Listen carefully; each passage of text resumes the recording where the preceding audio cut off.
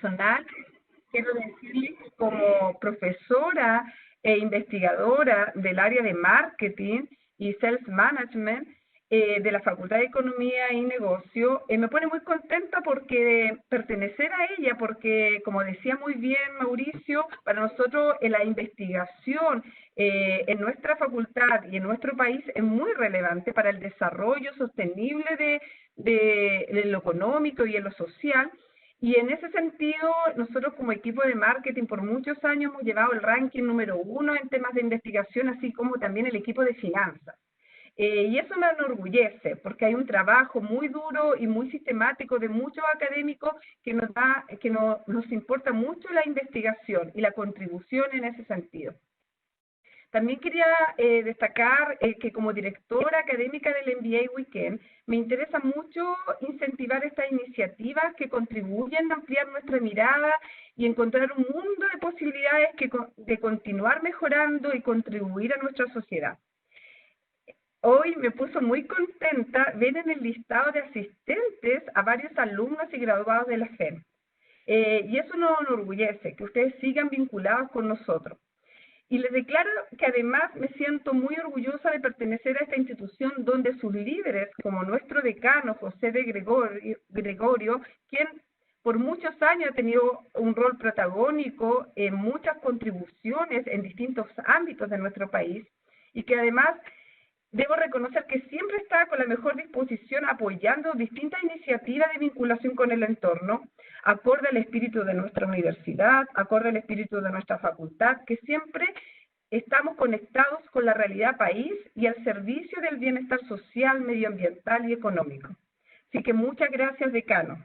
Eso habla muy bien del equipo que somos en la Universidad de Chile y en la Facultad de Economía y Negocios.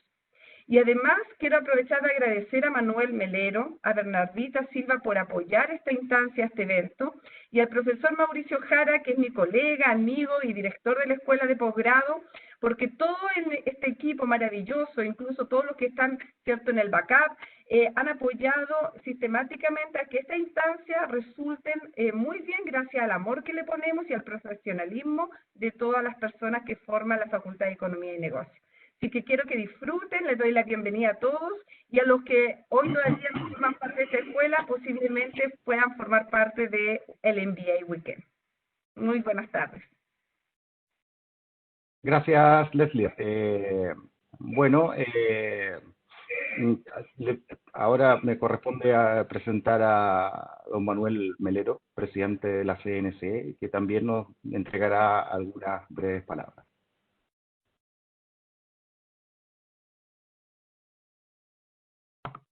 Gracias, Mauricio. Muy buenas tardes a todas las personas que están conectadas a este seminario a través de la red virtual.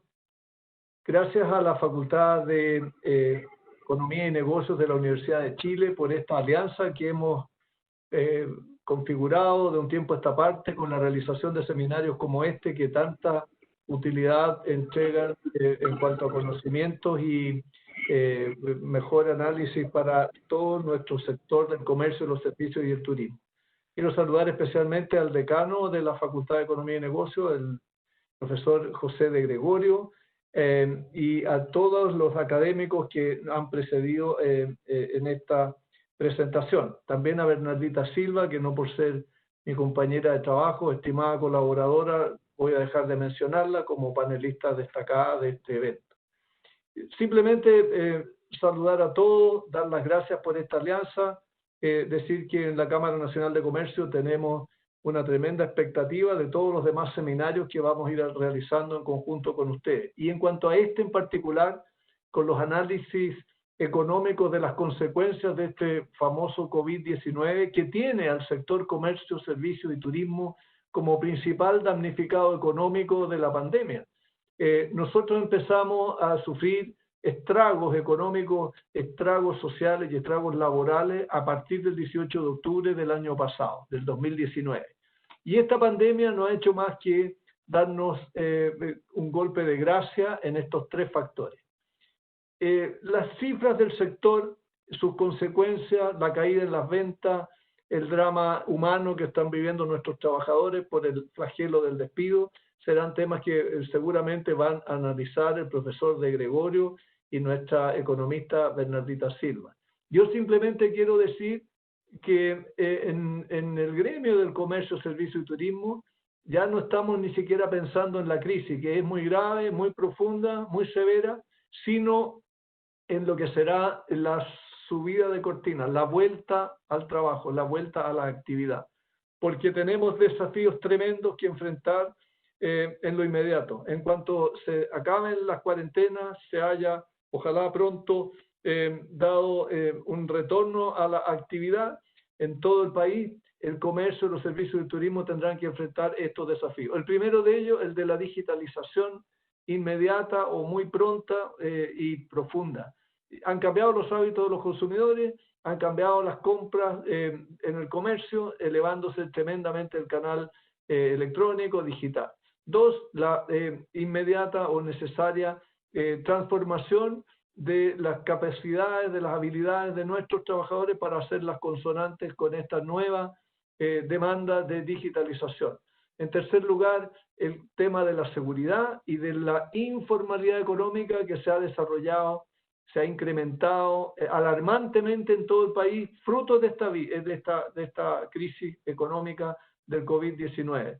Esta es una vergüenza social para Chile, el tener millones de personas vendiendo ilegalmente en las calles, ganándose la vida tan precariamente. Es algo de lo que tenemos que hacernos cargo y es uno de los desafíos y preocupaciones fundamentales de nuestro gremio para el retorno a la actividad. Sabemos que cuando se acaben las cuarentenas serán miles de compatriotas que saldrán a la red de internet, a las plataformas digitales y a las calles a vender y a ganarse la vida de esta manera tan lamentable para nuestra estructura económica, que ha estado fundamentalmente basada en la formalidad, a diferencia de otros países de Latinoamérica que tienen 70 o 80% de su actividad económica informal.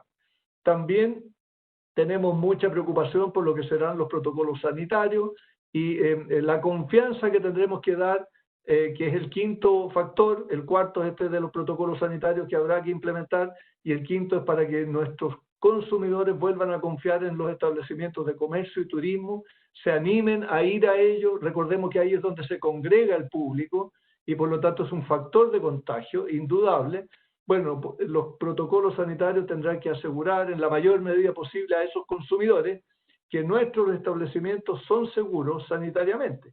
Y eso pasa por todo un proceso no menor de elaboración de estos protocolos, de fiscalización de estos protocolos, de certificación de los mismos, y que también tiene un elemento de financiamiento de estos nuevos requerimientos. No es lo mismo que un centro comercial o una tienda haya podido en el pasado reunir hasta 100.000 consumidores o compradores un fin de semana, y ahora pueda recibir quizás la mitad o menos de la mitad de esa gente. Lo mismo ocurre con un restaurante que tenía 50 mesas para atender a sus comensales y hoy día va a poder disponer de 25 por aquello del distanciamiento social, por aquello de los protocolos sanitarios.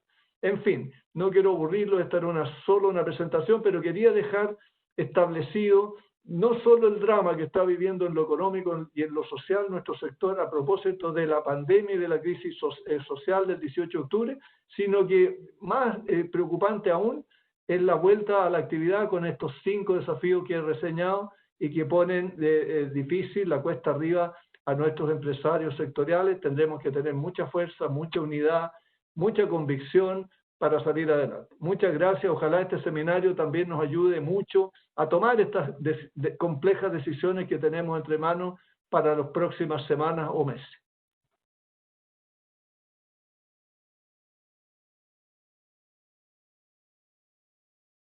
Muchas gracias, Manuel, por sus palabras. Les recuerdo que existe un chat para que puedan hacer preguntas. Dejen sus preguntas al final de este seminario.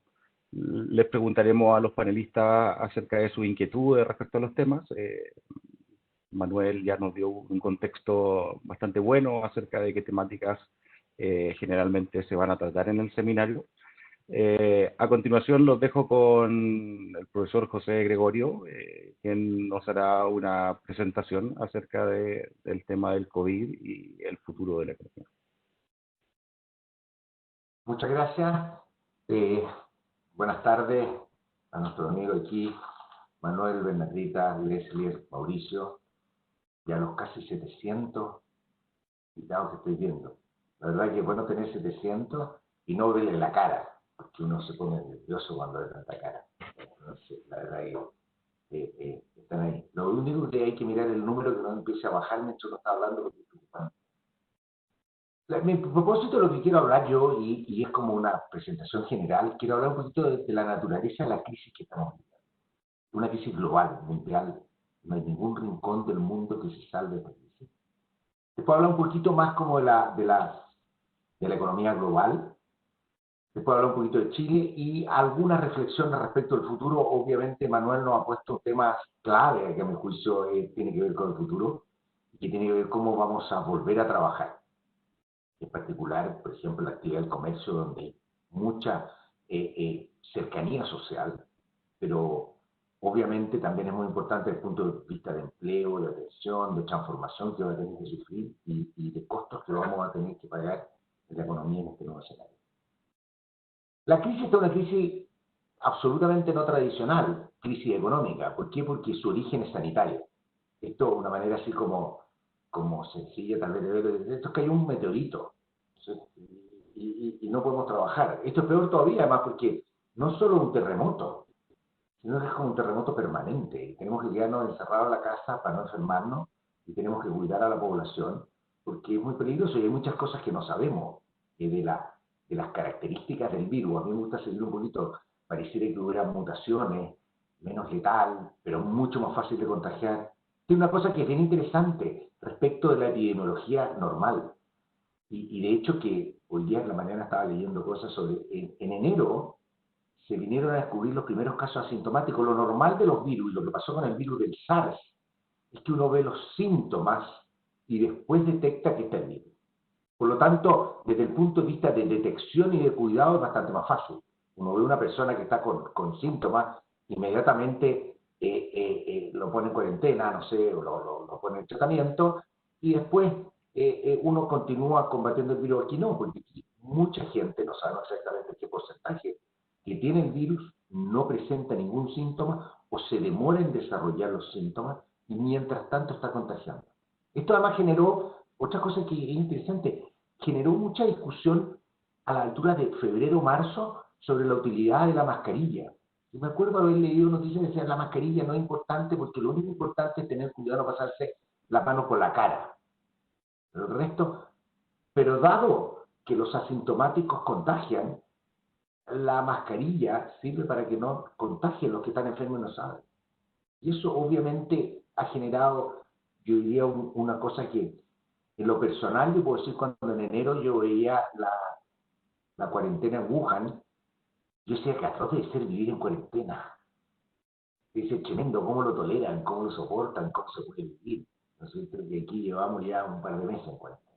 Total, más, no sé, desde marzo a la universidad nosotros nos hemos ido y vamos a estar todo este año online. O sea, realmente es un problema complicado que no se va a resolver mientras no tengamos una vacuna, un tratamiento o el virus mute y desaparezca. Confiar en eso obviamente no es la idea. Y además, me ha bajado un poquito de optimismo porque pareciera que podríamos tener vacuna el primer trimestre del próximo año. Lo más cercano que podemos tener, ¿no es cierto? Y que sería una lista en Oxford y están ya pensando en iniciar la producción mientras terminan la tercera fase con las pruebas humanas y ojalá se encuentre, y hay muchos otros compitiendo tratando de encontrar vacunas. Pero además porque esto genera un distanciamiento natural independiente de lo que la autoridad ponga, de lo que la autoridad imponga, porque la gente se quiere salvar y solo le dice, mira, anda a trabajar, que tú no ir. Yo me acuerdo el otro día un amigo en una universidad americana, en una escuela de negocios, me decía que tuvimos una reunión y hay profesores que dicen, independientemente de lo que me digan, yo no voy a ir hasta que no haya vacuna, no voy a ir a la universidad. Estoy en edad de riesgo, tengo condiciones de riesgo, no me pueden exigir que vaya. Entonces, es bastante complejo cómo organizar el trabajo. En el caso de las universidades tenemos tremendos desafíos. Obviamente yo creo que hemos entrado. Además, otra cosa que también, antes de entrar con los detalles, otra cosa que también es interesante, estamos haciendo cambios de productividad que en tiempos normales nos hubieran tomado 10 años. Yo siempre digo, imagínense nosotros en la universidad acordamos y decimos, vamos a hacer clase online. hubiéramos tenido un año de ensayos, otro año de encuestas y votaciones, otro año de reclamo. Y no nos demora mucho. Ahora no, ahora nos dijeron en marzo, no queda otra. Y hemos tenido que aprender.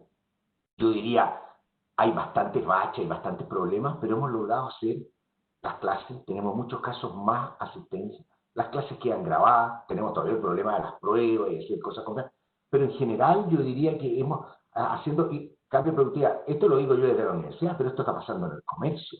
Hoy día el comercio y la empresa que no es capaz, y la empresa grande que no es capaz de tener un buen sistema de delivery, no va a sobrevivir y va a tener pérdidas enormes. Entonces el tema del delivery, el tema del encargar, de comprar online, de hacerlo de manera sencilla, de hacerlo de manera confiable, o sea, son cosas que vienen hasta los restaurantes que hoy día, muchos de ellos sobreviven gracias a que están haciendo las comidas, las están repartiendo online. Yo debo reconocer que yo trato al menos un par de veces por semana de encargar a los restaurantes que normalmente me gustan para ayudar a que sigan también trabajando. Nosotros en el sector público, en la universidad, tenemos la suerte de que vamos a sufrir bastante económicamente, pero que hemos podido capear el temporal, porque además podemos seguir prestando el servicio que damos normalmente, hacer lo que hacemos. Esta crisis uno puede llamar económicamente es la crisis de la mega externalidad. Es una crisis de una mega externalidad. No existe mercado, no existe el cost conjecture, no existe ni una manera que pueda evitarlo. Esto requiere de un esfuerzo estatal de coordinación y de ordenamiento para evitar esta externalidad. Tampoco podemos andar cobrando impuestos y todas estas cosas porque no tenemos la manera de hacer lo que haría un economista en un caso de externalidad. Pero obviamente lo que entramos nosotros es el tema de la prohibición de desplazamiento, la prohibición de ir a los trabajos, y por lo tanto el rol del Estado también es fundamental, porque la única manera, nosotros no somos como los osos. Los osos pueden ir a hibernar 3 meses, no producen nada en esos 3 meses, tienen un colapso económico, pero logran sobrevivir, salen y siguen trabajando y la vida sigue normal, supongo, o sea, comiéndose a la gente, a los turistas, cuando uno le toca ver un oso. Pero lo que ocurre aquí es de que nosotros cuando nos vamos al confinamiento no recibimos ingresos, pero seguimos teniendo pagos. ¿Y qué genera esto? Una explosión de deuda. Empezamos a todos a tener deuda. El fisco empieza a tener deuda, pues en deuda se le caen sus ingresos y se tiene que empezar a endeudar para ayudar a la gente. Cientos de miles de empresas no pueden trabajar, no tienen ingresos, ¿no es cierto? Y tienen que pagarle a sus trabajadores, tienen que pagar el arriendo, tienen que mantener flujos que son incapaces de recuperar. Por lo tanto, lo que pasa es que aumenta nuestra deuda y eso significa que vamos a terminar siendo más pobres. En nuestra hoja de balance vamos a tener, ¿no es cierto?, un aumento importante pasivo. ¿Qué es lo que hay que hacer en esta crisis? El rol fundamental es de la política fiscal. La política monetaria nosotros sabemos que hacer en crisis financiera, y yo creo que se hizo relativamente bien con la crisis del año 2009, 2008, 2009, pero hoy día, obviamente el Banco Central es importante, porque se requiere liquidez, se requiere que el mecanismo del crédito siga funcionando y el Banco Central de Chile ha sido bastante activo en esa dimensión, pero al final sobre el que cae el peso es sobre el Estado, que tiene que gastar, ¿no es cierto? Y uno debe un poquito más al caso de Chile. ¿Y tiene que gastar en qué? En apoyar a la empresa, en apoyar el empleo, en apoyar a los hogares. Vamos a salir de esta crisis, la enfrentamos con bastante deuda pública. Después de la crisis financiera, los países quedaron con deuda y siguió aumentando la deuda. Y hoy día tenemos deuda a niveles de los que teníamos a la salida de guerra, al principio de esta crisis. Y se estima que los aumentos de deuda pueden ser 20 y 30 puntos de producto a nivel global, ¿cierto? Lo cual va a poner un peso muy fuerte para la salida de la crisis. Otra característica también tiene esta crisis que es bastante desigual, porque quienes pueden trabajar remotamente, la industria de servicios, obviamente es muy distinto de la gente que trabaja en actividades que tienen alto contacto social. Datos que veía por Estados Unidos, el 25% de más alto ingreso, aproximadamente 2/3 puede realizar su trabajo de forma remota. Algunos de manera bien, más productiva, otros menos, pero pueden prácticamente 2/3. En el 25% de menores ingresos, solo 1/3 puede hacerlo de manera remota. Lo que obviamente pone un desafío en términos de ayudar a las poblaciones más vulnerables muy importante. ¿Qué está pasando en el mundo? En el mundo esto está pasando en todas partes. Una caída del producto que está permanentemente revisándose. Las estimaciones que decían que el Producto Mundial podía caer en torno a 1% fueron estimaciones que se hicieron hace un par de meses, ¿no es cierto?, pero donde se pensaba que el mundo ya ahora, durante el tercer trimestre, se iba a estar recuperando con más vigor.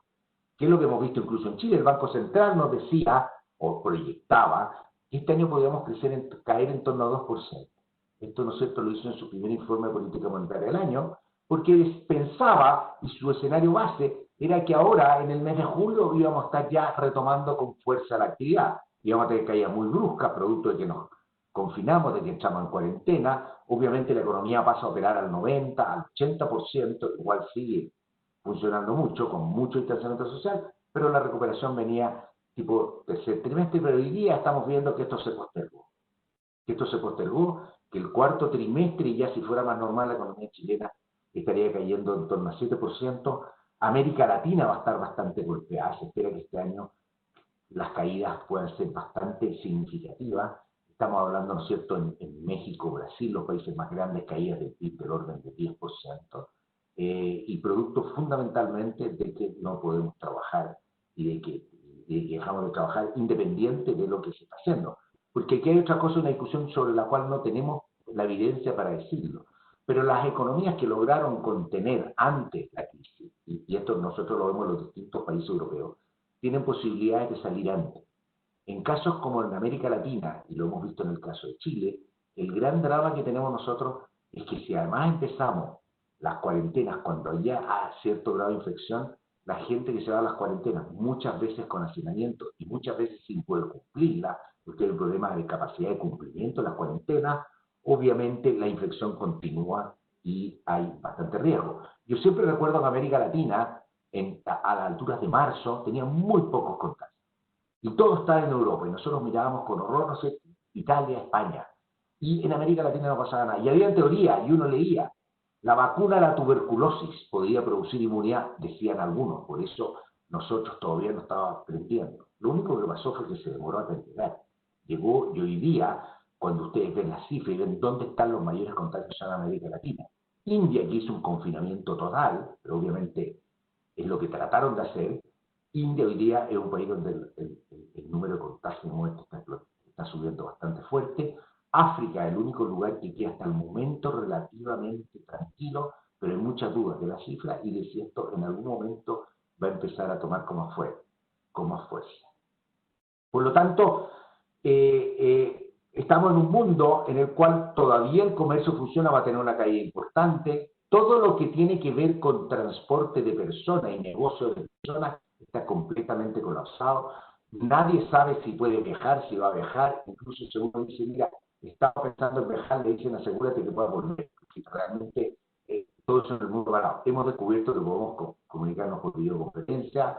El transporte marítimo sigue funcionando. Todavía está permitido que la economía mundial funcione, que nuestras exportaciones, a pesar de que han sufrido, han sido afectadas, todavía uno puede seguir operando integrado, y para la economía chilena es importante.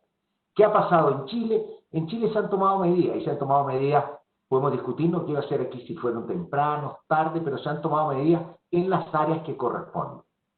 En primer lugar, ¿no es cierto?, en primer lugar se hicieron ayuda a la empresa a través de fondos de garantía. Esto también es muy importante porque ¿qué es lo que pasa en una crisis como la actual? La incertidumbre sube, la incertidumbre explota. Nadie quiere prestar. Y nadie quiere prestar no por maldad, sino porque hay mucha aversión al riesgo. Y como decimos en economía, se acaba el individuo neutral al riesgo, que es el que completa los mercados. No hay nadie que esté dispuesto, ¿no es cierto?, a hacer operaciones financieras con baja aversión al riesgo. Están todos con mucha aversión al riesgo, mucho nivel de incertidumbre, se tranca el canal del crédito. Lo razonable que haga el gobierno, ¿qué? Es decir, yo proveo una garantía, yo proveo el crédito. ¿Por qué? Porque nosotros tenemos empresas que antes de COVID estaban bien. Nosotros venimos, y creo que Manuel lo recuerda muy bien, cuando dice nosotros veníamos ya bastante heridos y en particular muchas pymes y muchas empresas de servicio por el estallido social. Y a esto después nosotros le sumamos nuevamente otro estallido virológico, ¿no es cierto? Entonces todo esto, obviamente, la empresa en una situación de extrema incertidumbre, ¿qué es lo que hace? El Estado le provee garantía, en otros países le da el crédito directo, pero lo que hace es que se pueda aumentar. Es interesante en el caso de Chile que el crédito ha aumentado a tasas de 2 dígitos, las colocaciones a la empresa. En las crisis anteriores, ¿no es cierto?, en la crisis financiera internacional, en la crisis asiática, producto de la caída de demanda de crédito, había muy poco crédito, porque había menos actividad económica, la oferta se contraía, pero también había menos demanda. Hoy día había una explosión de demanda por crédito. ¿Por qué? Porque no hay ingresos y la empresa lo que quieren es capear este temporal. La forma de capear este temporal es con deuda. Se ha dado crédito en condiciones bastante convenientes. Yo no tengo exactamente la evaluación de si ha cubierto o no todas las empresas. Hay ámbitos de empresas además muy pequeñas que son poco bancarizadas, que también hay que buscar formas de llegar. Segunda cosa, ayudar a las familias. ¿No es cierto? Las familias, para que estén en cuarentena, uno tiene que proveerles ingresos para que puedan desde pagar sus cuentas hasta poder alimentarse. Eso se ha hecho, ¿no es cierto? Se ha hecho y se va a continuar haciendo. Se ha protegido el empleo. En ninguna economía de América Latina se ha podido hacer lo que se hace en Chile. Lo que es una ley de protección de empleo basada en un seguro de desempleo que en Chile ya ha estado llegando a una etapa relativamente madura por los recursos que hay. Veía por ahí una pregunta. La ley de protección de empleo probablemente se podría extender porque existen recursos. O sea, porque lo importante es que existen recursos, el gobierno complementó el pilar solidario y la gente tiene recursos ahorrados. Creo que los montos del seguro que habían acumulado en el seguro de cesantía son entre 10 y 12 mil millones de dólares, una cosa así. Así que yo creo que en ese sentido se ha avanzado. Todo esto en el contexto, y aquí tengo que decirlo con un pequeño conflicto de interés, ¿no es cierto?, de un acuerdo económico que presentamos un grupo de economistas para que los políticos se pusieran de acuerdo. En Chile nosotros teníamos el gran problema que al principio de la crisis vivíamos una sensación de tira y afloja. Nosotros, el gobierno decía voy a dar un bono de 50, a los 70, y cada vez había una discusión, lo voy a hacer deficiente, una permanente pelea. Obviamente el gobierno lo que pedía, los parlamentarios le iban a pedir más, y era en cada proyecto estaba pasando eso. Lo que nosotros hicimos primero en un grupo de 6 economistas convocados por el Colegio Médico y posteriormente en una comisión más amplia que acordaron parlamentarios con el gobierno de 16 economistas, lo que nosotros hicimos fue una propuesta que básicamente lo primero que hizo, dijo, mira, aquí nosotros necesitamos tener un margen presupuestario. Y el margen presupuestario dijimos, como número razonable, pues siempre podemos discutir, 12 mil millones de dólares, aproximadamente 5 puntos del PIB, como por encima del presupuesto, porque este tiene que ser no solo un margen presupuestario para gastar en COVID, sino que además tiene que proveer expansividad a la economía, porque si nosotros decimos que vamos a hacer 12 mil millones y lo vamos a hacer en base a resignaciones, como lo tienen que hacer los países, muchos países de la región que no tienen acceso a deuda, lo que íbamos a tener era el próximo año cayendo el gasto público a niveles de 8 o 10% del PIB, lo cual obviamente es recesivo. Entonces lo que uno tiene que mantener es un presupuesto relativamente expansivo y cuyo margen superior sea en temas de COVID. Que nosotros distinguimos 3 fases. La primera, ayuda a las familias que se implementó el ingreso familiar de emergencia para el 80% de las familias más vulnerables. Chile tiene otra virtud, que tiene un registro social de hogares que viene de hace muchos años y que permite llegar a los hogares e identificar los quienes necesitan. Hemos escuchado anécdotas de gente que recibió cajas de alimentos que no debía recibir, ¿no es cierto? Siempre existen problemas, pero yo diría que el registro social de hogares obviamente provee información para poder hacer políticas sociales efectivas. Y de ahí se propuso, después de esta etapa, tenía que ver la etapa de apoyo al desconfinamiento, donde mucho más importante va a ser probablemente el apoyo a la creación de empleo y después la reactivación, donde uno realmente va a querer volver a tener actividad y va a necesitar un impulso. Manda agregar en un contexto en el que el Banco Central ya ha anunciado que va a estar ayudando. No puedo terminar, o sea, no voy a terminar todavía, porque me queda una cosa, pero no puedo terminar de hablar de Chile sin hablar de lo que pasó ayer con el tema de los fondos de pensión. En Chile, y para ser bien claro y no decir cosas que uno cree con cierta seguridad, en Chile lo que faltaba de todos los programas era un programa de ayuda a la clase media, a personas que no tienen acceso al ingreso familiar de emergencia, a gente que no tiene acumulado en el fondo en seguro de desempleo, pero que tienen niveles de ingresos, ¿no es cierto?, que se le ha que se le ha mermado de manera importante producto de la crisis. Y que no califican para el ingreso familiar de emergencia porque tienen niveles de ingreso más altos. Obviamente la idea no es repetir el ingreso familiar de emergencia con esa gente porque no rinde. O sea, cada persona es muchísimo más caro que una persona más pobre, de ingresos más vulnerables, por lo tanto, faltaba esa parte. Y empezaron a salir propuestas. Una de las propuestas de las cuales yo además creía que había que mirarla con atención, era que la gente pueda hacerse un autopréstamo desde los fondos de pensión. Es decir, yo voy a retirar 10%, pero recordando que Chile es un país que tiene pensiones muy bajas, porque tenemos mucha laguna y porque tenemos una cotización muy baja, 10%, que es una cotización extremadamente baja, que ya había una discusión de reforma previsional de llevarla a 15, no sé, y toda una discusión más larga que tenía que continuar, pero la gente dijera, yo voy a poder sacar, pero me comprometo a devolverlo. Obviamente la devolución hay que tener una discusión, se hace por planilla cuando uno vuelve a trabajar, se hacen los impuestos cuando uno paga impuestos, y si uno no vuelve a trabajar, bueno, vamos a tener una pérdida en términos de pensiones, pero algo se puede hacer, y orientado a gente que no está recibiendo ayuda y que ha visto una merma de sus ingresos. O sea, nosotros no podemos estar dirigiendo la ayuda desfocalizadamente a gente que no tiene necesidad. ¿Qué fue lo que ocurrió ayer? Ayer se aprobó una cosa que no tiene ningún control, que dice, todo el mundo puede sacar el 10% del fondo de pensiones, lo cual significa, sin calcular interés acumulado, lo que significa simplemente que las pensiones caen en 10%, y caen en más en la gente más joven, ¿no es cierto? Porque esa plata rinde mucho en términos de intereses, puede haber cálculos que podría caer hasta 20%, no sé, depende de los supuestos que uno haga para calcular la caída de pensión. Entonces esto es absolutamente indiscriminado. Pero además agrega otra cosa, y esto que obviamente debilita el sistema de pensiones. Y la otra cosa que se hace es que se adopta, que esto no existe en ninguna otra parte, se adopta la creación de un fondo solidario que va a pagar de manera progresiva, no está claro, que va a devolver esta plata que uno gastó. Entonces, en el fondo, esto es muy parecido a decir que yo te paso la plata del 10% con deuda pública. Y el monto de eso, si es indiscriminado, ¿no es cierto?, tiene un techo y un piso, el monto de eso podría llegar a 18.000 millones de dólares. O sea, el endeudamiento es superior a lo que se propuso como margen presupuestario para todos los temas en la pandemia. Esto se lo gasta y gasta aún más. Obviamente es algo indiscriminado, que es de esperar que con el pasar del tiempo esto se corrige y se revise. El gobierno presentó una propuesta que es bien, esto es interesante, a mí me interesa porque me motiva financieramente. Una propuesta en la cual le otorgaba un préstamo a la gente de hasta 2.600.000.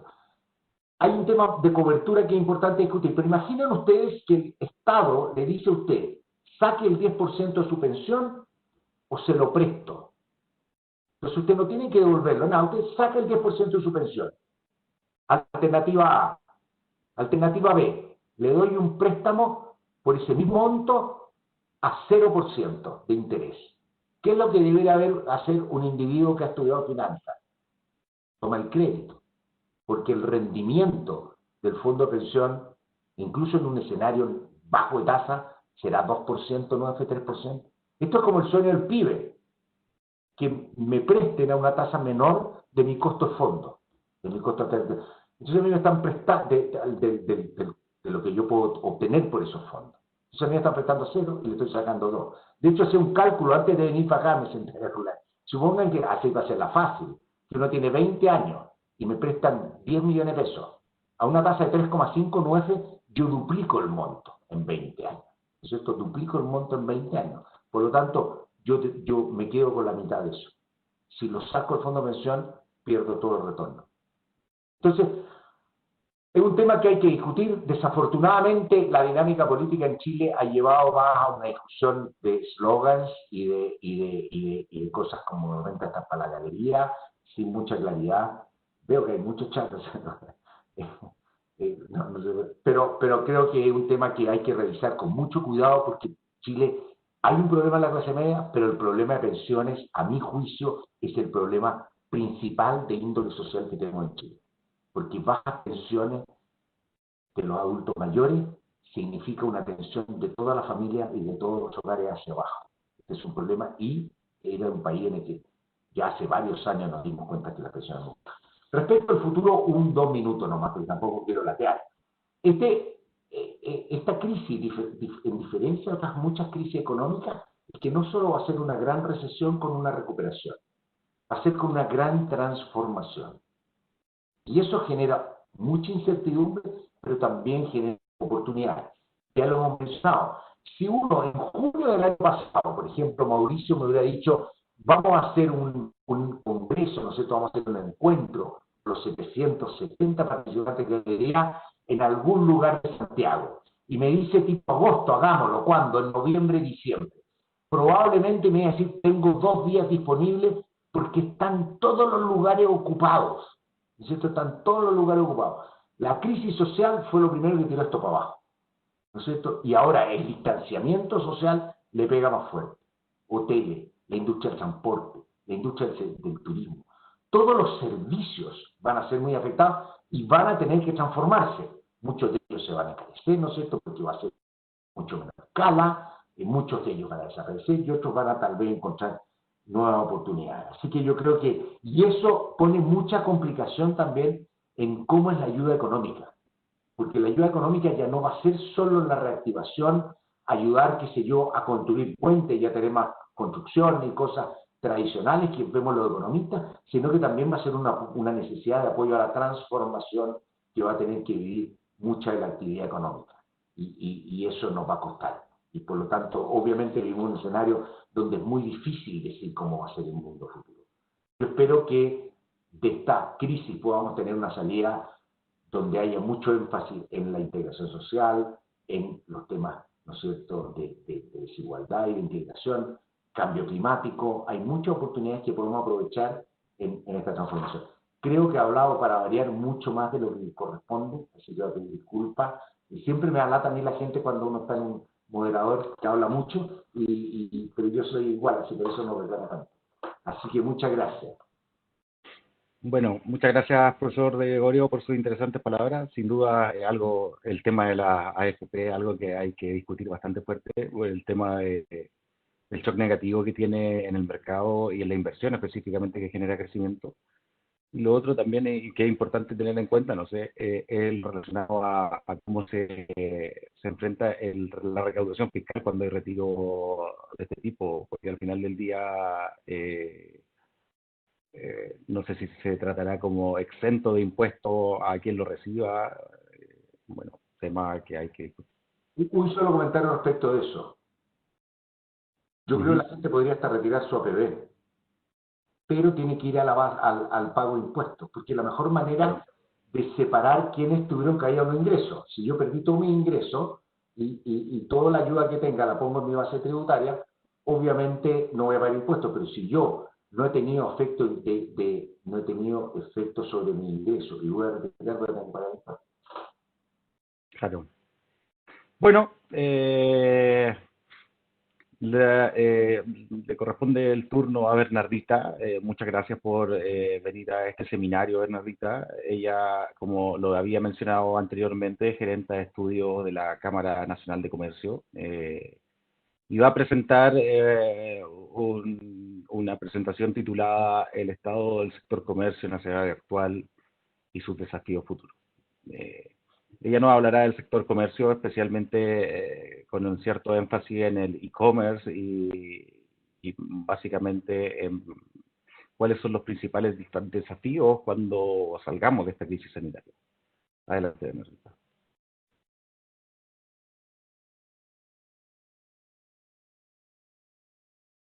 Bernardita. ¿Se escucha? Sí. ¿Se escucha ahí? Ya. Muy buenas noches a todos. También agradecer al equipo que es de la FEN y de la CNC que están detrás de esta transmisión. Y yo voy a compartir una presentación.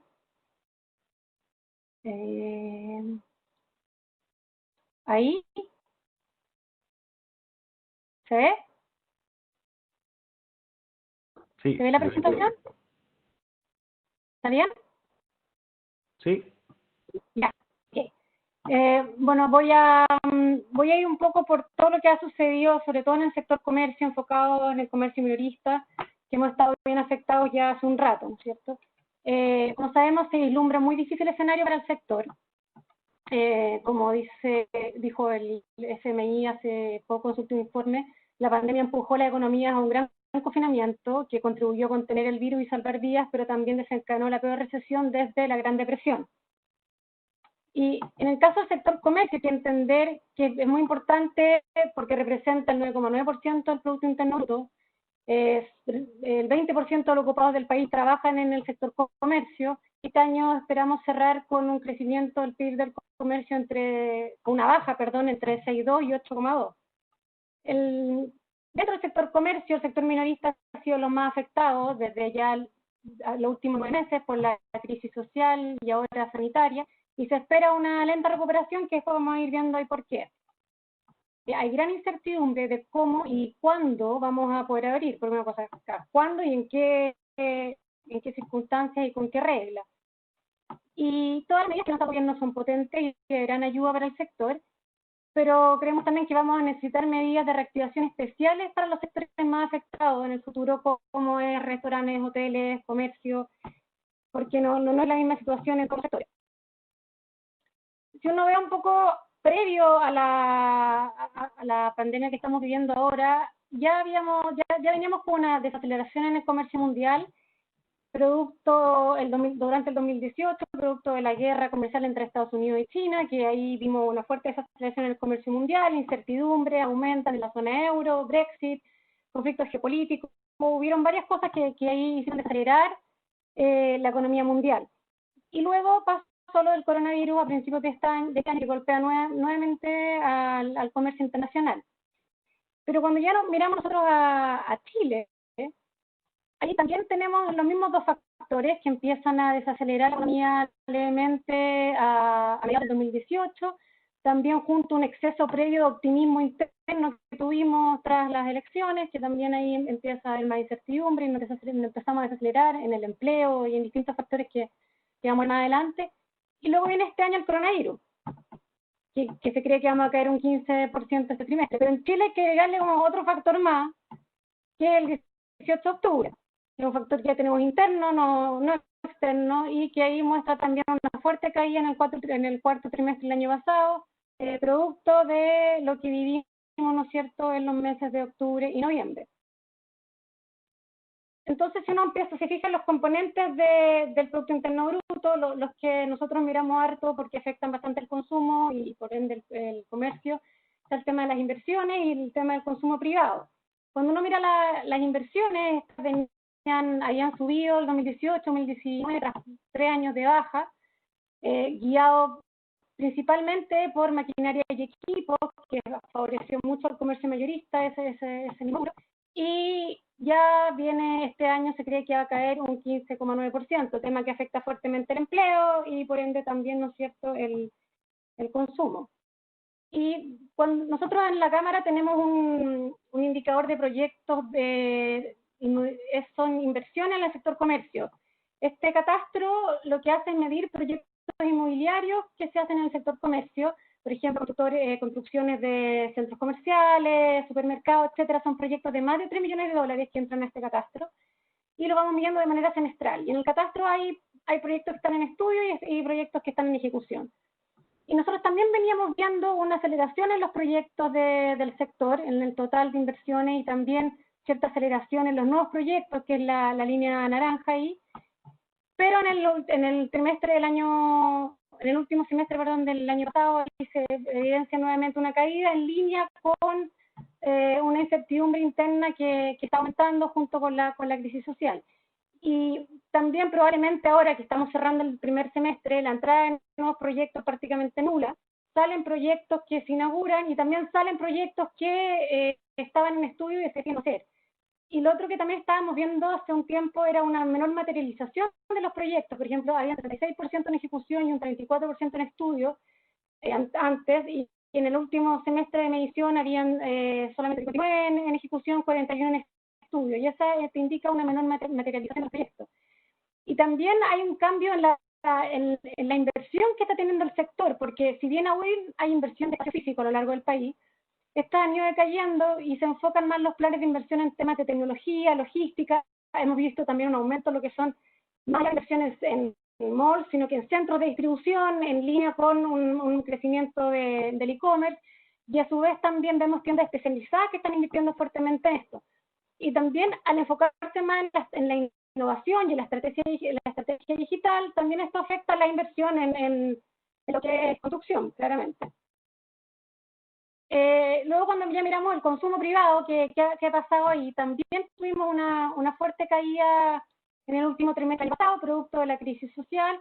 El consumo de los hogares venía ya desacelerándose levemente desde mediados del 2018. Y cuando vemos los componentes que más se desaceleraban dentro del consumo, estaban los bienes durables, que tuvieron una desaceleración fuerte durante el 2019, bueno, también porque había un crecimiento muy alto de todo lo que fue automóviles, durables, se le llama todo lo que es automóvil, tecnología, esos son los bienes durables, aquí muestra el gráfico cómo se aceleran fuertemente en el último trimestre del año pasado, ahí también influye lo que fue la crisis social, y lo que estaba llevando un poco el consumo en el último año eran los servicios. Pero también nosotros lo podemos ver en la cámara hacemos este índice de volumen de importaciones, que medimos cómo están variando anualmente el volumen de importaciones de una canasta de productos del retail, que incluye productos durables y semidurables. Y ahí vemos cómo las caídas vienen ya desde principios del 2019, llegando a caer un 19% este primer trimestre, lo que da cuenta de una demanda que está muy débil, ¿no es cierto? Porque obviamente que los actores van a importar en la medida que tengan expectativas de una fuerte venta futura, lo cual no está pasando, y a su vez están acumulando stock porque no están vendiendo, ¿cierto? Y cuando vemos ya el sector comercio, qué ha pasado, cómo se ha comportado, hay dos hitos importantes de fuertes caídas en la crisis, ¿no es cierto?, social, y ahora ya caídas históricas en abril y mayo de sobre el 20% para el sector comercio, en los indicadores del INE. Pero cuando uno mira, hace como una lupa al sector comercio, porque dice, por ejemplo, durante el 2018, 2019, uno veía que el sector comercio crecía, pero al sector minorista no le estaba yendo tan bien, porque cuando el INE reporta comercio, hay tres distintas categorías dentro del comercio. Tenemos automotriz, mayorista y el minorista sin automóviles. Y ahí vemos cómo el minorista sin automóviles, que es la varita verde, venía hace mucho rato débil y antes aún, desde mediados del 2019, junto con la debilidad, ¿no es cierto?, que empezó a mostrar también el país. En cambio, el sector mayorista sí seguía teniendo crecimientos más altos, impulsado de hecho por la venta de maquinaria y equipos, que es lo mismo que estaba impulsando la inversión en esa época. Pero luego, bueno, el 18 y ahí el 18 de octubre, donde todos los sectores se ven afectados, y luego ahora con el COVID también vemos fuertes caídas, sobre todo lo que es la línea automotriz. Y cuando nosotros vemos el efecto también en nuestro indicador de ventas minoristas presenciales, también aquí veníamos con la caída del cuarto trimestre, era algo que no veíamos hace muchos años, y ahora después vamos a ver la caída de los meses ya en coronavirus, que eso es totalmente histórico desde que tenemos el indicador de ventas minoristas. Y entonces, si uno piensa un poco, antes de la crisis social, ya veníamos debilitados por ciertos factores, algunos transitorios y otros más permanentes, más estructurales, que venían afectando las compras del retail. Por un lado había en la parte transitoria, que ahora se acentúan aún más estos factores transitorios, habían altas expectativas versus realidad, hubo un tema con la caída de visitas argentinos que afectó mucho al sector en unos años. Los argentinos suelen representar un 10% de las compras de los extranjeros, y en el boom que hubo en el 2016, llegaron a representar un 50% de las compras de extranjeros en Chile, y eso el retail lo sintió de manera muy favorable. Empezaron una debilidad, una incertidumbre internacional, por lo que ya comentamos, un pesimismo, una debilidad, en el mercado del trabajo, que también se empieza a debilitar a mediados del 2018, y una masa salarial que también empieza a debilitarse. Y en los cambios más estructurales, una mayor deuda y un menor gasto imponible. Hay cambios tecnológicos que también cambiaron la realidad del sector, el e-commerce nacional y transfronterizo, que empieza a crecer. Después vamos a ver cuánto se está comprando afuera, que es bastante. El aumento del comercio internacional e internacional, hay también un envejecimiento de la población y un consumidor más responsable que también ha modificado sus conductas de consumo. Y si uno mira la encuesta de presupuesto familiar, antes los consumidores se dedicaban gastaban más proporciones de su ingreso en los productos durables o semidurables, y había un cambio hacia los productos de entretención, viaje, etcétera, que eso también ha cambiado la dinámica del sector. Bueno, y esto estábamos enfrentando cuando llegó el 18 de octubre y luego, ¿no es cierto?, el coronavirus.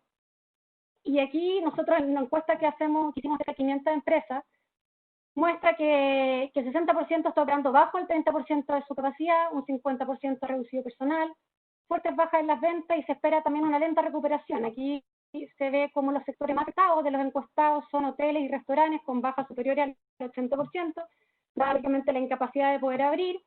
Y cuando les preguntamos cuánto le tomará a usted recuperarse después de esta pandemia, vemos que cerca de un 36% dice que le va a tomar más de un año, hay otro 17% que entre 9 meses y un año, y si uno mira el detalle, es sobre todo hoteles y restaurantes, donde es casi más de un 50% que menciona que esto les va a tomar un año.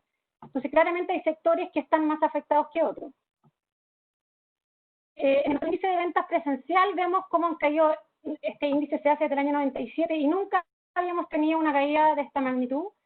En abril las ventas cayeron un 45,9, en mayo un 42,2, julio probablemente tengamos una caída bastante similar. Claro, son ventas presenciales donde sabemos que el comercio no puede abrir, está funcionando solamente de manera digital, y esto tiene su efecto en lo que está sucediendo. Y cuando uno mira las categorías, lo mismo, el calzado, unas caídas de 90%, vestuario 80%, y la única categoría que cae menos es la línea tradicional de supermercados, porque son los que están posibilitados hoy de abrir.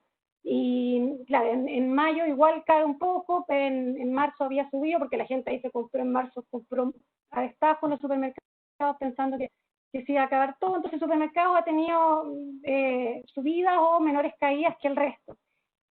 Y cuando uno incluye las ventas online, que nosotros dijimos, creamos un termómetro de ventas revistas para este periodo de pandemia, la misma base con la cual hacemos nuestras ventas mensuales, empezamos a recabar la información semanal, incluyendo también las ventas online, para ver cuál era el efecto que estaba teniendo el sector. Y aunque no incluye las ventas online, se ven caídas, ¿no es cierto?, la última semana 20,6%, y cuando sacamos la categoría supermercado, las caídas llegan al 40%.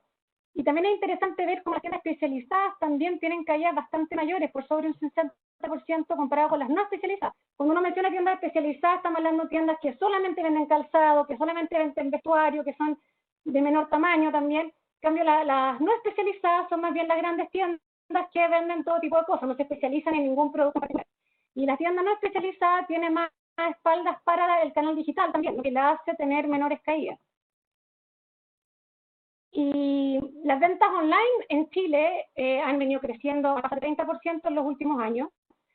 Aquí en esta tabla, la columna azul muestra la penetración que está teniendo el canal digital en distintas categorías. En el primer trimestre de este año, las categorías son servicios, turismo y entretención y comercio, que son las categorías que se pagan de manera digital. En servicios ya prácticamente la gente está haciendo la mitad de los pagos de manera digital, es decir, pagar el colegio, la salud, educación, ya el tema, las cuentas, se está haciendo mayoritariamente digital. Turismo y entretención, pasajes, hotel, etcétera, casi un 25% se hace de manera digital. Y comercio, la penetración que estaba teniendo el primer trimestre era de un 6,5%, entonces la venta física no es menor, la venta física sigue siendo lo más importante, si pensamos que el 6,5% solamente está haciendo un canal digital. Si caiga esa magnitud, la venta presencial es un golpe fuerte para el sector. Y vemos que en el primer trimestre el comercio, perdón, ahí se me corrieron las barritas, el comercio creció un 41,5%, turismo y entretención tuvo una fuerte caída de 13,5% en su desempeño. Y con la pandemia, la penetración del canal digital ha llegado a alcanzar cerca de un 30%. Y creemos que una vez que se acabe la pandemia y las tiendas puedan volver a abrir, vamos a quedar con una penetración cercana al 12% en lo que es comercio. Y esto no es menor, porque el 12% era algo que creíamos que íbamos a alcanzar de aquí a 3 años. Entonces íbamos a lograr en 6 meses subir cerca de un 6,5%, una penetración de 12% en el canal digital, lo que va a obligar a que muchos tengan que subirse a este carro, si no se van a quedar atrás. Y cuando vemos dónde están comprando los distintos consumidores del canal digital, también se ha visto una gran irrupción del canal tradicional. el no tradicional, estamos hablando de todo lo que son las redes sociales, los marketplaces, todo este nuevo mundo digital que ha aparecido. Y a la vez también está la tienda internacional, donde en el primer trimestre hay un 32% de consumidores que dice estar comprando. Este es un panel de 3.500 consumidores, de usuarios digitales que compran online.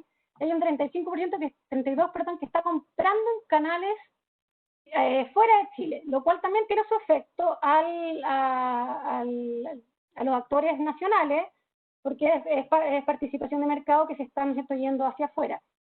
Y el tema de las redes sociales también hay que ponerle ojo, está aumentando mucho, y durante esta pandemia más aún. Nosotros hicimos un estudio de informalidad digital, que bueno, la Cámara históricamente se ha preocupado mucho, como dijo Manuel, del tema de la informalidad. Si hace años era el comercio ambulante, ahora tenemos también el problema en las ventas online. Y el primer trimestre se pudo sacar de que se pudo estimar que 14% de las transacciones que se hicieron en el canal digital fueron informales, y que 16 de cada 100 pesos gastados fueron también en compras informales. Estamos hablando de un total de 83,4 millones de dólares en compras informales en el primer trimestre. Entonces, y ahora si pensamos en cómo ha aumentado el tema en el segundo trimestre, sabemos que las cifras son aún mayores en las ventas digitales, y sabemos que ha entrado mucho vendedor al canal digital, que está bien, porque está bien que entren nuevos emprendedores y que quieran estar en el canal digital, pero la idea es que se haga cumpliendo también las reglas del juego. Y como decía, el canal digital ha tenido fuertes crecimientos durante ya ahora el segundo trimestre, entre abril y mayo. Tecnología ha crecido más de un 100%, línea hogar más de 160%, muebles más de 30%, vestuarios casi 90% y así. Y la línea también de supermercados, todo lo que es alimentos, más de un 300%. La línea de supermercados era la que tenía una menor penetración de la venta digital, que también es más fácil crecer más cuando te comparas con un menor monto. Y cuando pensamos ya en el futuro, nosotros siempre miramos, yo por lo menos mucho, tres factores que influyen mucho en el consumo. Está las confianzas, está el empleo y está la deuda. Y los tres factores están bien complicados. O sea, por un lado tenemos las confianzas que van cayendo desde mediados del 2018, vienen cayendo, y ahí ustedes pueden ver la alta correlación que hay entre confianza, de la confianza del y el I+C. Es decir, una correlación bastante directa, y ahí cuando la primera línea punteada nos indica cuando empiezan a decaer, la segunda línea punteada nos está mostrando el estallido social, y ya la tercera línea nos muestra la pandemia, donde las confianzas ya llegan a niveles históricamente bajos, y también lo mismo pasa con el I+C.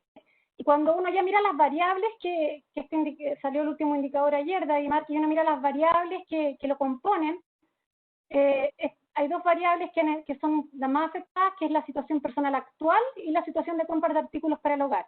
Entonces, claramente hay una situación familiar muy complicada hoy que hay que hacerse cargo. Y bueno, las confianzas en épocas de crisis, que este es un gráfico de Dadimar, ahí uno puede ver cómo estamos ahora. Estamos a niveles casi de la crisis asiática en cuanto a las confianzas en épocas de crisis, con fuertes caídas en los últimos 9 meses, yendo totalmente al abismo. Y esto se suma también a las expectativas de la recuperación. En la misma encuesta que nosotros hicimos a estas 500 empresas, prácticamente un 60% cree que la recuperación va a ser lenta o muy lenta. Hay un 39% que cree que va a ser lenta y otro 25% que muy lenta. Y después cuando les preguntamos también por las principales preocupaciones que ellos tienen futuras, una vez pasada la pandemia ahora, y lo que más preocupa es la incertidumbre sobre el tiempo que durará esto, claramente. La continuidad del estallido social es lo segundo que más preocupa. El aumento del desempleo, y también se menciona el alto nivel de endeudamiento en el que quedará mi empresa. También pasa a ser una preocupación para los encuestados. Cuando miramos el empleo, también viene débil desde mediados de 2018. El comercio ha perdido cerca de 340.000 ocupados si nos comparamos con el igual trimestre del año pasado, en el trimestre de marzo-mayo. Según la encuesta también de Microdatos de la Universidad de Chile, los trabajadores del comercio cayeron un 23% en el Gran Santiago, en el último informe que hicieron, y probablemente esta caída va a ser aún mayor en el próximo informe. Y Y esta fuerte aumento de la tasa de desempleo que llegó a 11,2%, pero si incluimos la fuerza de trabajo potencial, que esto quiere decir las personas que no están buscando empleo, pero que están disponibles para trabajar, ahí la tasa de desempleo alcanza un 28%.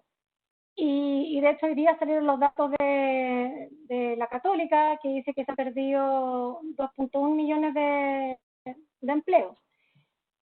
Y esta pérdida, esta caída fuerte de lo ocupado, tiene su incidencia en la masa salarial, que es otro indicador que nosotros miramos mucho, porque la masa salarial nos indica el poder adquisitivo que tiene la población. Digamos que aquí en este gráfico de la derecha, la masa salarial tanto de los ocupados como de los asalariados cae fuertemente en el último periodo, producto de la crisis que estamos atravesando. Entonces es otro tema y son temas que son variables que son difíciles de recuperar rápidamente.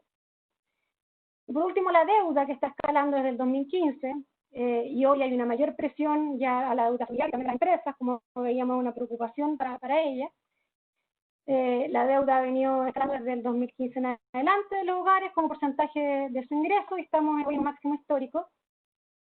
Y entonces esta crisis está pillando a las familias ya con un nivel de deuda bastante alto, lo cual es preocupante, como también decía José en su presentación. Vemos que, y lo más preocupante son los quintiles más bajos. Esto está un poco viejo porque todavía no sale la nueva encuesta de presupuesto familiar, pero igual llama la atención cómo cambió entre el 2013 y el 2007 el porcentaje de gasto sobre el ingreso en los quintiles más bajos. Es decir, si en el 2013 los quintiles más bajos gastaban un 43% más que su ingreso, en el 2017 pasaron a gastar un 66% más de su ingreso, en el quintil 1, y en el quintil 2 pasó de 12 a 22. Y estas fueron alertas que vienen hace un rato ya mostrando un aumento en la carga de deuda, sobre todo de los quintiles más bajos. Y también el informe financiero del Banco Central dice que cerca del 25% de los deudores bancarios tienen un nivel de endeudamiento que sobrepasa 6 veces su ingreso mensual. Entonces aquí también hay un tema que hay que hacerse cargo, porque no nos pilló en un buen momento lo que está pasando. Entonces, para concluir, aquí le robo la frase a un español en un seminario que escuché otro día: más que una nueva normalidad, decía que vamos a vivir una prolongada anormalidad, porque hoy el sector, ¿no es cierto?, está fuertemente bloqueado por el confinamiento, sin saber cuándo y en qué condiciones va a poder abrir. No todos van a salir adelante, y surge la importancia del canal digital. Después vamos a ver un minuto de transición en el sector, donde vamos a empezar a abrir, pero por etapas. Van a cambiar los atributos. Lo más importante va a ser la seguridad, y por lo tanto la importancia de los protocolos sanitarios, y como la CNC también está enfocada en una campaña de abrimos seguro para el minuto que toque abrir, vamos a enfrentar un sobrestock de los distintos actores, y en cambio la conducta del consumidor, una compra más calificada versus una compra por impulso, vamos a tener menos visitas, tiempos de compra más rápidos por el susto a contagiarse, va a cambiar la manera de vitrinear, ¿no es cierto? Y también hay una digitalización e innovación constante que acelera este proceso, que se acelera mucho más a lo que se esperaba antes que empezara la crisis, y esto también va a ayudar, como se habló, a que aumente la productividad, que es algo que necesitamos enormemente en Chile. Nos vamos a ver obligados a acelerar un proceso de digitalización y de innovación, porque el que no lo haga se va a quedar abajo.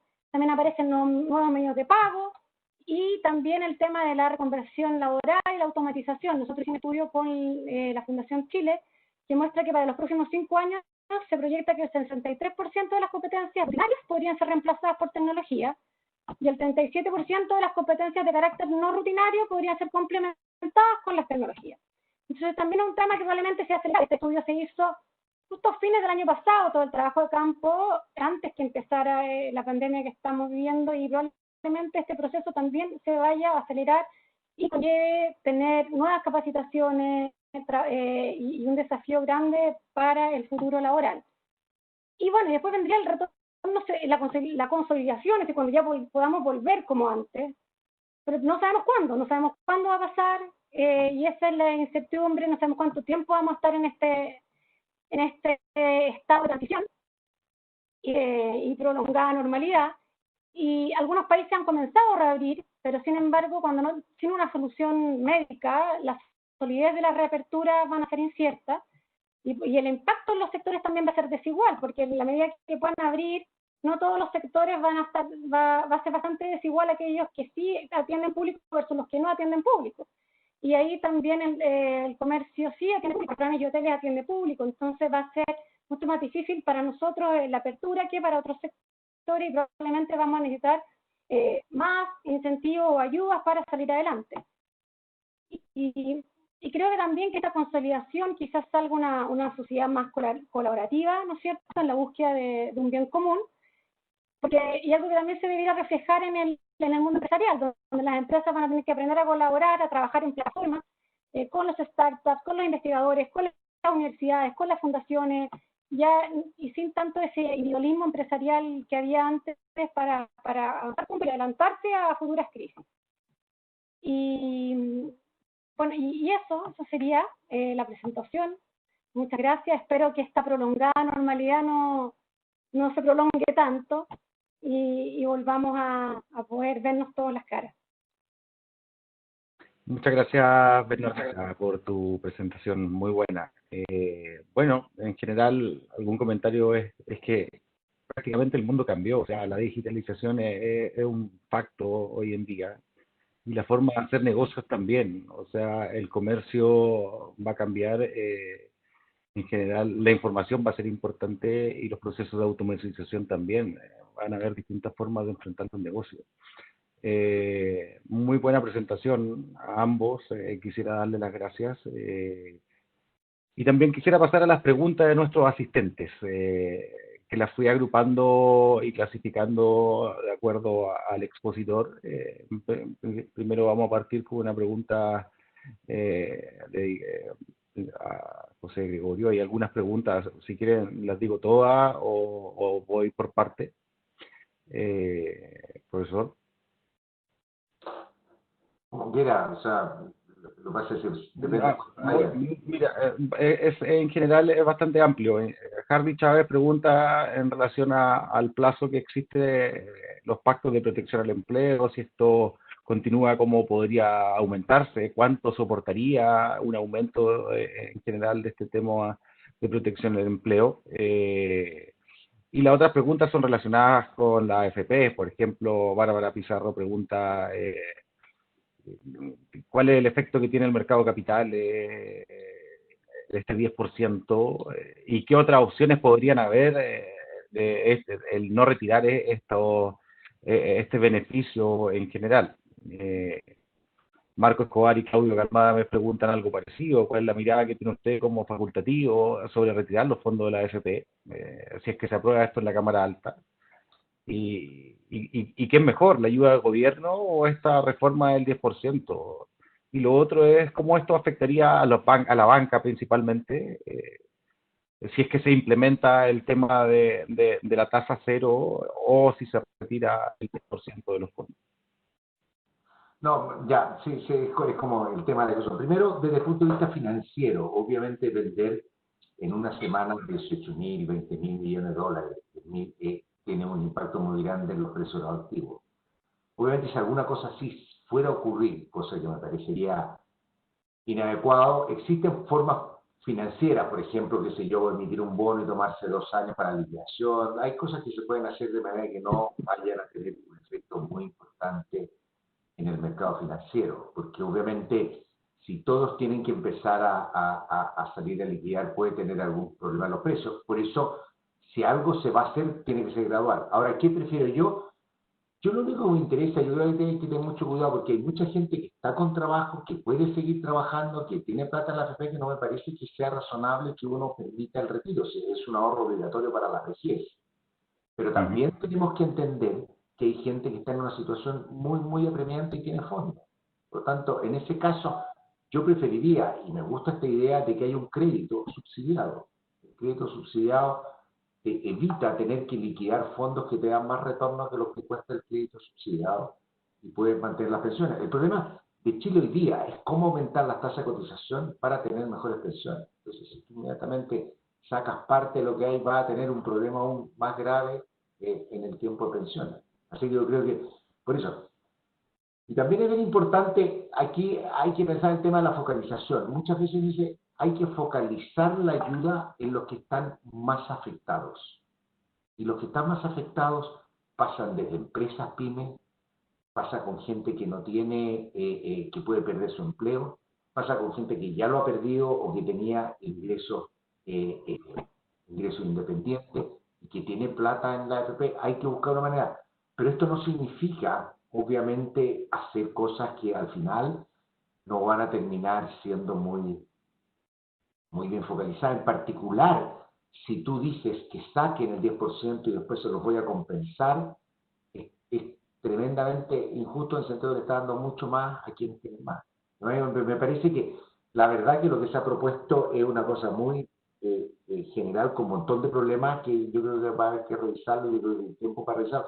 O sea, no hay mucho tiempo, porque tampoco nos podemos pasar un año en esta discusión. O sea, imagínense ustedes entrar con una discusión como proyecto, la pandemia, a pesar de que vamos a estar en esta prolongada normalidad, ¿no es cierto? Pero las urgencias son hoy día, son particularmente en el periodo de confinamiento. Así que yo creo que hay que buscar formas, pero un poquito más focalizadas, porque los recursos son escasos. Y esto es una cosa que no discutí, tampoco me quiero alargar. Pero Chile es un país que tiene deuda pública baja, pero que tiene un problema fiscal hacia el futuro, que tiene déficits fiscales primarios, porque pagamos muy poca deuda, superiores al 2% del PIB, lo cual significa acumulación de deuda.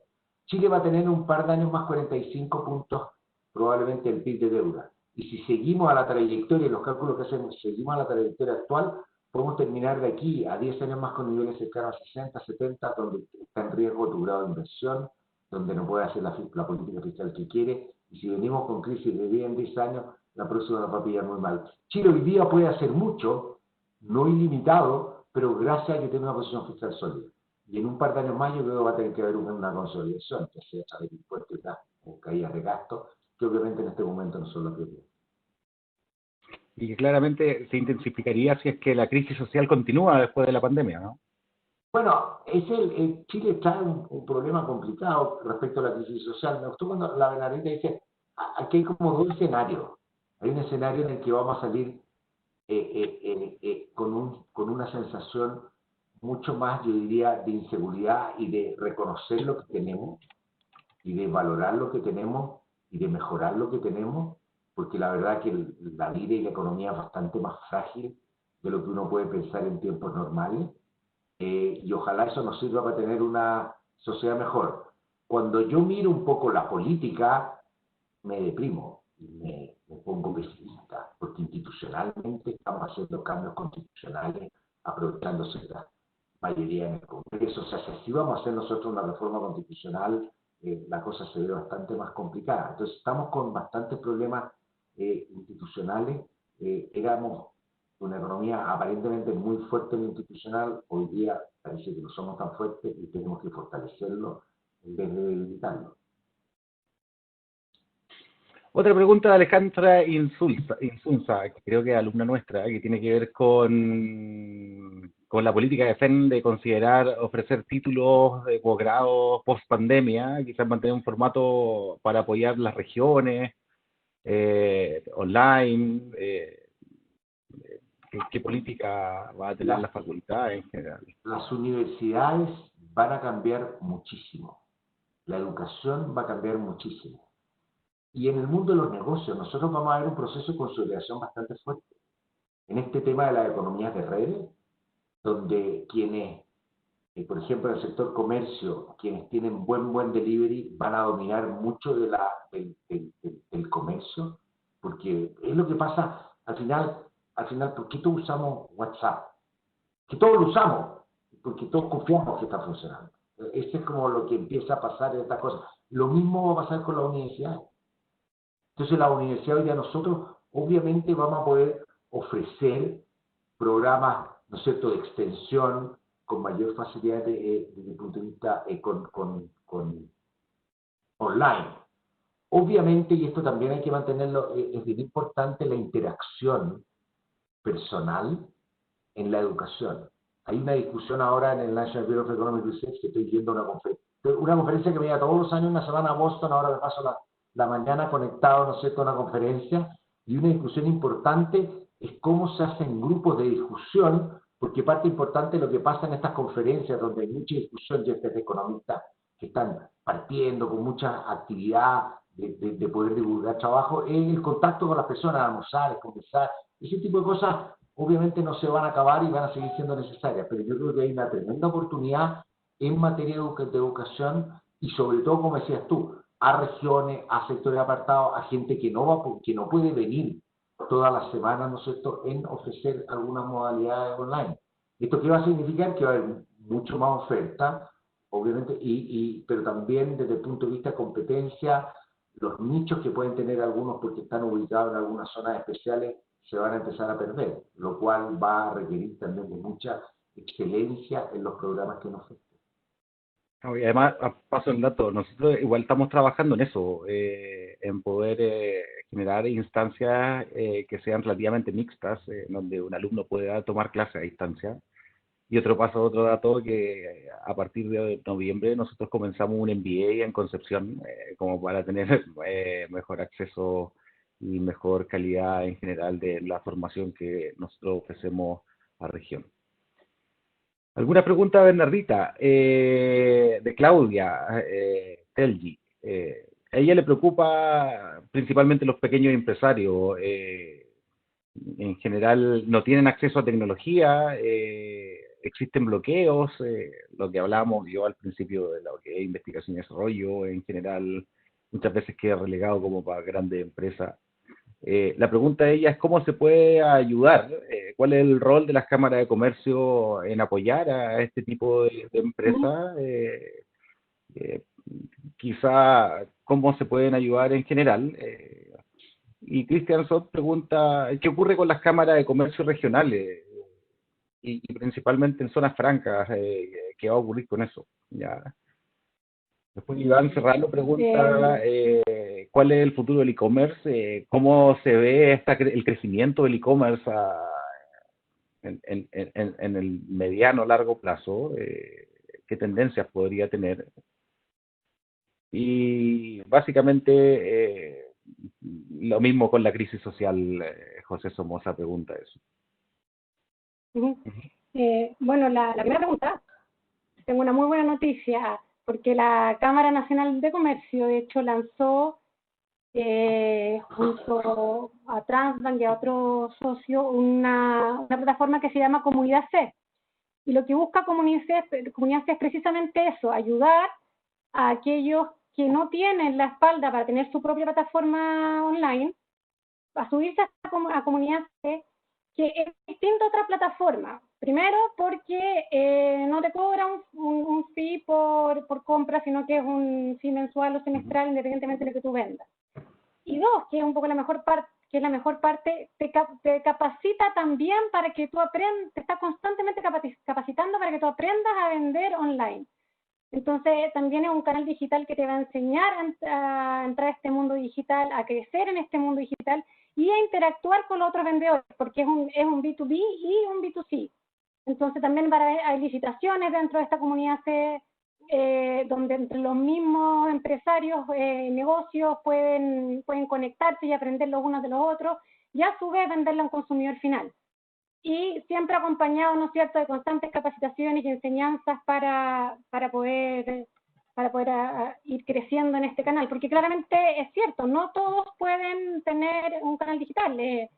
Los pequeños negocios no tienen la capacidad monetaria para instalarlo, entonces por eso hay que ayudarlos y como gremio es un trabajo que hemos estado haciendo y bien orgulloso y lo lanzamos hace muy poco, así que todos invitados a conocer Comunidad C. Las cámaras regionales que preguntaban están también muy involucradas, las cámaras regionales son todas socias de la Cámara Nacional de Comercio. Nosotros somos una federación gremial, entonces todas las cámaras son socias de la Cámara Nacional, entonces son constantes reuniones, saber sus inquietudes, saber qué les pasa, qué es lo que están viviendo, y por lo mismo Comunidad C nace en vista de toda esta inquietud y los problemas que tienen las cámaras regionales, sobre todo las zonas más aisladas del país. Bueno, y es un trabajo que se hace día a día con los socios, el tema de las cámaras regionales, para ir ayudándolos y ver cómo fortalecerlo. Muchas de ellas tienen también centros de negocio en sus instalaciones y ayudan a las empresas locales. Y lo otro, el e-commerce, bueno, como comentaba, la tendencia va a que esto crezca. Si antes de que empezara la pandemia la penetración del canal digital en el retail era entre un 6 y un 7%, ellos mencionaban que creemos que va a subir a un 12%, algo que esperábamos que pasara en 3 años. Y hay una encuesta que hizo también Aguimar que muestra de que mucha gente que dice ya sí, estoy comprando online, pero yo voy a volver al canal físico, o me voy a quedar en ambos canales.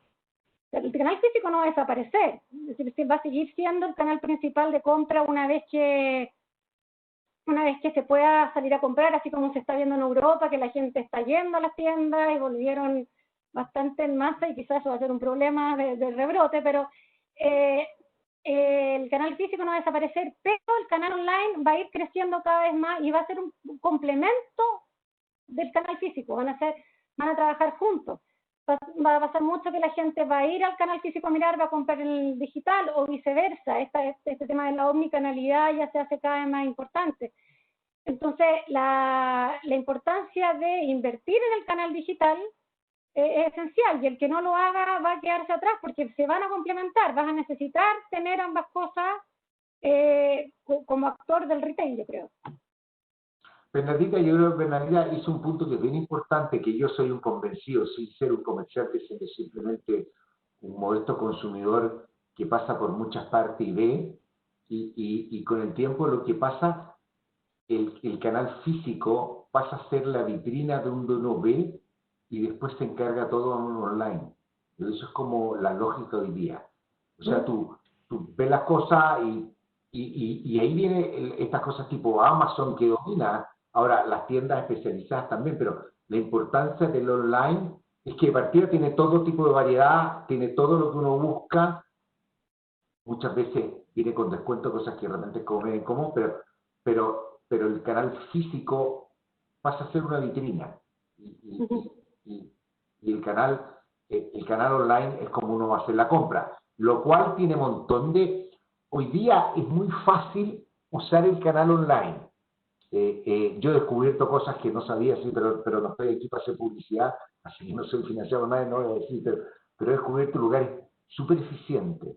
Pero hoy día en Chile el canal físico, el canal digital es muy fácil, porque siempre nos van a encontrar en la casa. Nosotros todavía tenemos ese problema de que no es fácil dejar a la entrada de una casa una caja.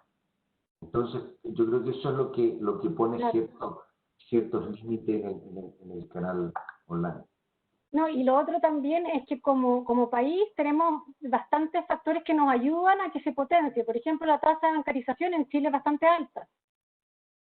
Tenemos, comparado con Latinoamérica, una tasa de bancarización alta. Después tenemos una penetración de Internet también alta, que prácticamente todos tienen celular, acceso a Internet. Y esos son dos cosas esenciales para poder comprar online. Y entonces se da un ambiente muy favorable, pero también peligroso, porque como decíamos, está el tema de la informalidad, que hay que tener ojo, hay que ver cómo lo hacemos. Hoy en día, cuando uno paga con tarjeta en una tienda física, ¿no es cierto? Salió que hace pocos años que el voucher es la boleta, genial. Bajó mucho la informalidad física, pero en el canal digital no. En el canal digital, aunque yo pague con tarjeta, estoy en una compra informal que no me da boleta. Entonces ahí hay que ver cómo arreglamos ese mecanismo. O sea, salió el Servicio de Impuesto Interno hace poco diciendo que está poniéndole ojo y creando ciertas tecnologías para ver cómo se hace, porque está creciendo mucho. La idea es que sea una competencia justa. Perfecto. Muchas gracias, Bernardita, por tu respuesta. En general, casi todas las preguntas rondan en lo mismo. Hay una pregunta que es interesante y básicamente se relaciona con el capital humano, lo puede contestar cualquiera. ¿Cómo se ve afectado el capital humano y la educación en este sentido? ¿Qué cosas se pueden desarrollar para poder mirar la educación a largo plazo? Principalmente hablando del capital humano y claramente el sector comercio y relacionarlo con el sector comercio principalmente y todo el desarrollo que se viene por delante. Bueno, ahí yo mencionaba el tema de la automatización y la reconversión laboral que se viene, y eso tiene mucho que ver con el nuevo perfil que se va a necesitar y cómo vamos a tener que cambiar las capacitaciones futuras a este nuevo trabajador. Yo creo que eso es importante. No sé si la pregunta iba dirigida en ese sentido. Sí, más o menos en ese sentido. Habla del capital humano. ¿Qué va a ocurrir con el capital humano chileno principalmente? Yo creo que va a haber esta transformación, esta automatización de que se viene y que yo creo que se va, por lo menos en nuestro sector, probablemente se apure más de lo que creíamos. Y ahí vamos a tener de hecho hemos estado trabajando con Sense en el observatorio laboral por este mismo tema, por cómo se empiezan a enfocar las nuevas capacitaciones en estos nuevos perfiles laborales que aparecen dada la automatización que se acelera. Perfecto, gracias. Bueno, no sé si Manuel quiere dar algún comentario adicional a la charla. ¿No? ¿Estamos bien? Estamos bien. Muchas gracias, Mauricio. En pro del tiempo, agradezco a Manuel, a Bernardita, al profesor de Gregorio, a Leslie y a todo el equipo de posgrado que hace posible, de posgrado de la Facultad de Economía, que hace posible que se generen estas instancias de conversación que son bastante valorables. Le doy las gracias a todos los asistentes también por venir a escucharnos, y aprovecho de mencionar que esto es un evento auspiciado por el MBA Weekend de nuestra facultad. Gracias, muchas gracias. Muchas gracias a ustedes. Gracias a ustedes, muy bueno el seminario. Muy interesante. Gracias, Bernardita. Saludos, Manuel, Leslie. Gracias, igual, José. Gracias a usted. Saludos a todos. Muchas gracias a todos por estar acá. Muchas gracias. Chao. Chao. Chao.